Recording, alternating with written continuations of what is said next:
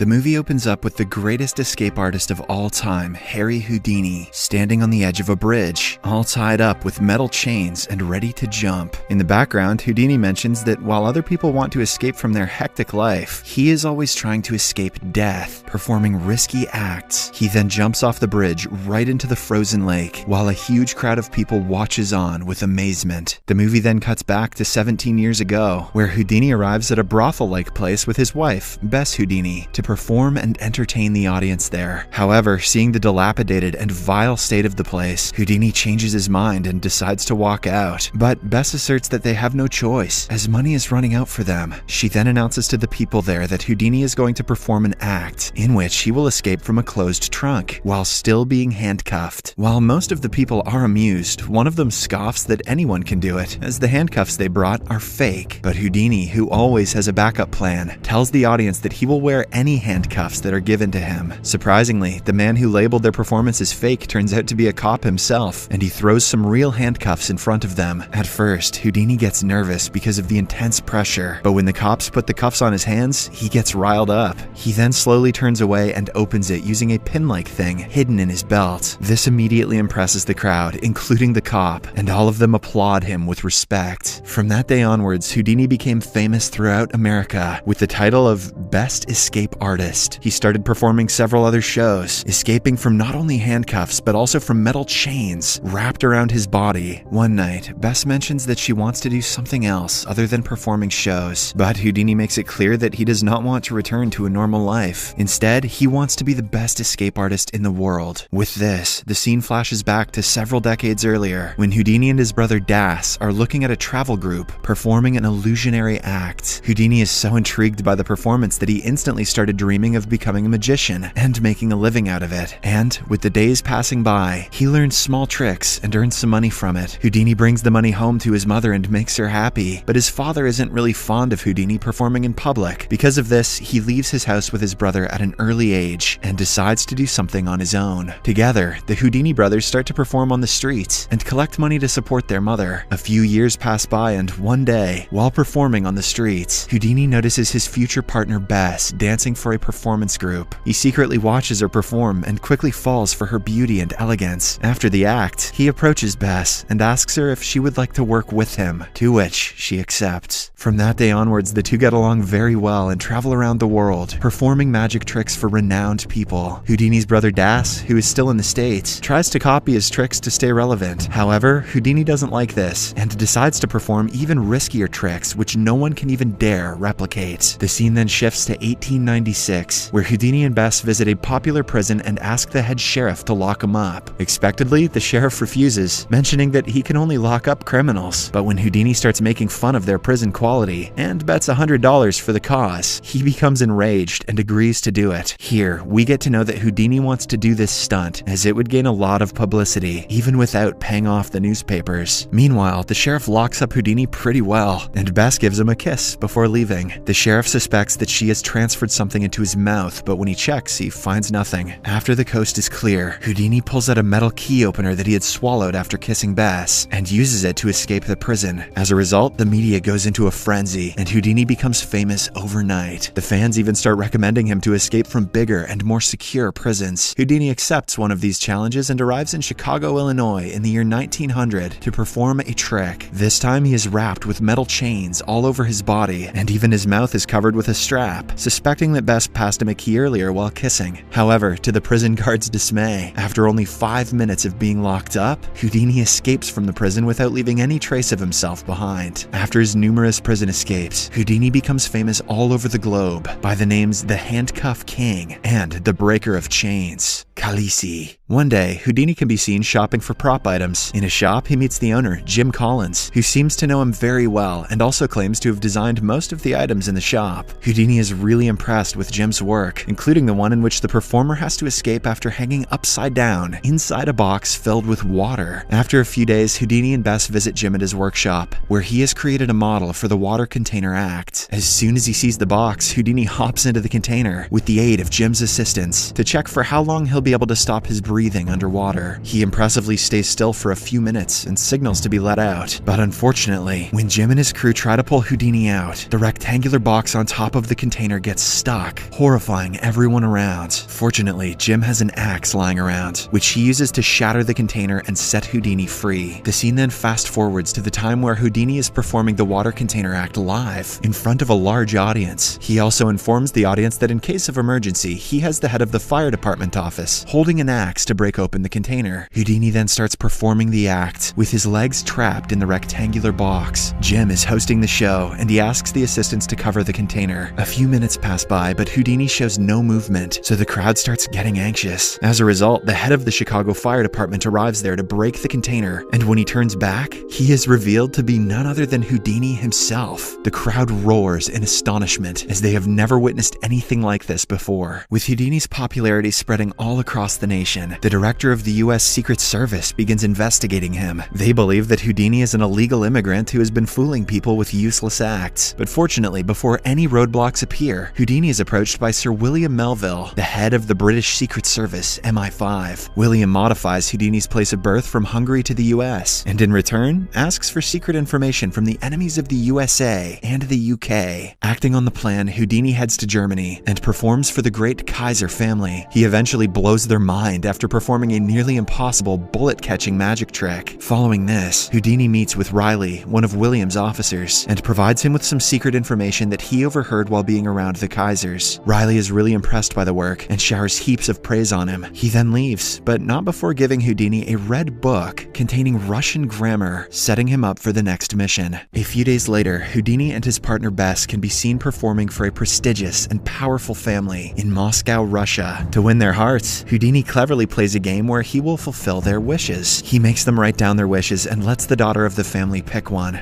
It reads, "Ring the Kremlin bell." Everyone laughs at the wish, as the Kremlin has not been rung in over 100 years. But Houdini, being Houdini, uses magic to create a small rope, which he lets the small girl tug, and as soon as she does so, the Kremlin bell starts to ring, leaving everyone in utter disbelief. They even bow their heads to pay their respects. I'm sure Houdini would have preferred money, but I guess a head bow is cool. The next day, Houdini meets William in London and provides him with information about what the Russians are up to. William praises his excellent work and also inquires about how he was able to ring the Kremlin bell. Houdini reveals that everything was set up. When the little girl chose a wish, he secretly switched it with the one he had already prepared, and every time the girl tugged on the rope, his assistant Jim, who was watching from afar, shot the Kremlin bell with his sniper. Before departing, William tells Houdini that he now wants him to go visit the German ambassador and extract some useful information from them. The scene then shifts to Germany, where Houdini is performing a new trick in front of the audience and the German ambassador. Jim mentions that Houdini is locked inside the safe, in which he has only 10 minutes of breathing time. However, in reality, Houdini is not in the safe, but inside the ambassador's office, trying to find some important papers. Unfortunately, while he is snooping around the place, the ambassador returns to his office with a girl, compelling Houdini to hide inside the safe. And to make matters worse, the ambassador notices the safe slightly ajar, prompting him to lock it properly. Houdini, despite being an expert in opening locks, starts feeling the pressure as he's never been inside a real safe before. But with time running out, he remembers that he is Harry Houdini, the greatest showman that the world has ever seen. With this motivation, he starts counting the number of locks present in the safe by remembering the clicks he heard when the ambassador locked it. And with only a few minutes remaining, he successfully opens every single lock and gets out of the safe. Back on the stage, when Jim opens the safe, he finds it filled with several 10-year anniversary gifts for Bess. Meanwhile, Houdini meets up with William and hands him the documents before entering the stage and thanking Bess for being his partner and tolerating him for the last 10 years. However, she doesn't like the fake gesture. She confronts Houdini after the show and states that he only cares about entertaining the audience and nothing else. One thing leads to another, and the two get into an argument, which results in Houdini spending the night alone in the bathroom. The one thing Houdini can't escape is the doghouse. One day, Houdini and Jim are watching a video performance of Charlie Chaplin inside a theater. Houdini believes that Charlie's not doing anything special, but Jim tells him that he's the new competition. Later at night, Houdini returns home and again argues with Bess. The latter urges Houdini to quit risking his life, but he mentions that he enjoys putting people in confusion and emerging alive. As the two continue discussing, Houdini notices a glass filled with ice and decides to use it in his next trick. He then rushes to the bathroom and calls Jim to bring buckets full of ice and pour them into the tub. After this, he lies inside the bathtub tub filled with ice, practicing for his next stunt. A few days later, Houdini can be seen standing on the edge of a bridge with his hands tied by metal chains, ready to jump inside a pool of frozen water. The scene is the same one from the start of the movie. After Houdini jumps, Bess gets frightened and anxious, but to her and everyone else's delight, Houdini manages to unlock his metal chains and handcuffs underwater in only a matter of minutes. However, just when it seems the performance is over, Houdini is swept away by the water currents. He struggles for a while, trying to find a way out, until he envisions his mother there, and with her help and guidance, he safely escapes the frozen water. Seeing her husband risking his life to the bits every time he performs his stunts, Bess again argues with him at home. At first, Houdini gets angry and walks away, but later, he returns home and apologizes to her for overreacting. He also agrees to do only safe acts from now on. Following this, during the next act, Houdini does not risk his life and makes an elephant disappear into thin air, surprising the audience. After the performance, he is approached by the British agent from earlier, Riley, who asks him to visit Europe and Washington to bring some secret information for them. Houdini tries to decline the request, but Riley convinces him by saying that his fans will love a world tour. The scene then shifts to the Empire Theatre in 1914, where Sir Arthur, the writer of Sherlock Holmes, is also amongst the audience. As he watches with eagerness, Houdini performs an act of walking through a brick wall, surprising everyone. After the performance, Arthur approaches Houdini in person and praises him for his great act. Unfortunately, as soon as Arthur leaves, Jim meets Houdini and hands him a telegram. Houdini reads the letter, which is from his brother, informing him of their mother's death. With the news, Houdini is devastated and collapses on the floor. Bess rushes to him and carries him on her lap. After Houdini calms down a bit, he requests Bess stop his brother from burying his mother until he arrives for the funeral. In the next scene, Houdini can be seen at his mother's funeral, where Jim inquires if he can contact her using his supernatural power that he performed in one of his acts before. However, Houdini clears that the act was merely a trick to entertain the audience and that he possesses no supernatural ability. After the tragedy, Houdini's persona completely changes. He starts getting more involved in movies, but every day, he imagines contacting his mother using divine powers. He tries contacting several clairvoyants who claim that they can contact the spirits of dead people. However, all of them turn out to be phony. Enraged, Houdini exposes them and even writes a book about them in 1925 AD. One day, Houdini again meets Sir Arthur and his wife Lady Doyle, the latter who claims to be a clairvoyant. Lady Doyle asserts that she can make him contact his mother and prepares for a personal sitting with him. At the same time, a fortune teller arrives, and when Houdini asks her to tell his fortune, she reads his palm and predicts that he will die soon. Thanks for that. Here's $5. Afterward, Houdini is with the Doyle couple, preparing to summon his mother's spirit. Lady Doyle picks a pencil and writes something on a piece of paper, supposedly under the influence of Houdini's mother's spirit. Following the procedure, Houdini becomes happy and thanks Lady Doyle for contacting his mother. Unfortunately, when Houdini examines the texts written by Lady Doyle, he finds them to be fake. He finds clear English writing in the text, while his mother couldn't even speak a word of the language. He also tells Jim that it was his birthday that day and that his mother would never forget that. With this proof, he declares that Lady Doyle is fake and exposes her and Sir Arthur via radio programs and newspaper interviews. He also declares that he will provide $25,000 to anyone who can make actual contact with his dead mother. In 1926, Houdini visits Boston, Massachusetts to meet a notorious clairvoyant who calls herself Marjorie. He attends one of her table sessions and exposes her fakeness. Enraged, Marjorie visits Houdini in his hotel room and tries to seduce him, but to no success. Hence, before leaving, she reminds Houdini that he will die soon, and after that, they will own his spirit. Houdini's next show is scheduled in Detroit, Michigan, where he performs the act of escaping a rectangular box filled with water. Houdini has performed the act on several occasions, but this time, he ends up fracturing his ankle. After the performance, a doctor visits him and asks him to take a rest, but Houdini responds that he cannot miss his show and hence decides to continue performing with a broken ankle. Later, while Houdini is with his fans, a guy approaches him and punches him hard in the stomach for speaking against Lady Doyle. Houdini whimpers in pain but doesn't talk about it to Bess or Jim and simply goes to perform his next show. Unfortunately, as he is addressing the audience, he suddenly collapses, prompting Jim to immediately call an ambulance. At the hospital, the doctors open up Houdini and discover that he has a ruptured appendix and that he has very little chance of survival. One of the doctors approaches Houdini and breaks the bad news to him. He also talks about how Houdini is a great performer who made millions of people forget their misery. On the other hand, Bess and Jim also learn about the news and become devastated. And